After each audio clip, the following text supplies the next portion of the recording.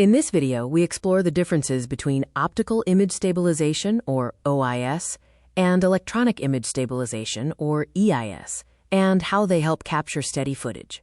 Handheld photography often suffers from unwanted movement. Even slight shakes can lead to blurry images, which is where stabilization technology becomes essential. To combat this, we have two main solutions: hardware-based stabilization and software-based stabilization. Each uses a different approach to fix the shake. OIS, or optical image stabilization, relies on physical hardware components built into the camera system to counteract motion. The process is mechanical. A gyroscope detects motion, a motor physically shifts the lens in response, and the light entering the camera remains stable.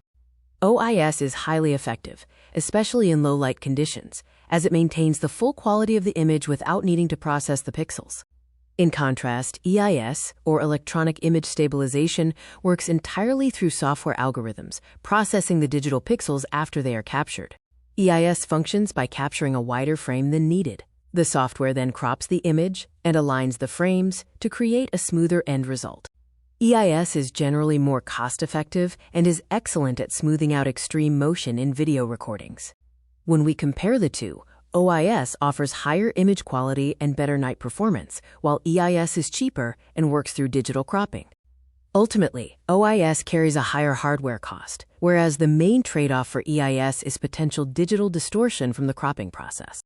Modern smartphones often combine these technologies into what is called hybrid image stabilization, or HIS, to get the best of both worlds.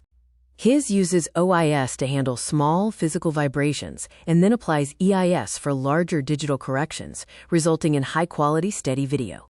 In summary, OIS moves the lens, EIS crops the pixels, and modern systems like his intelligently use both.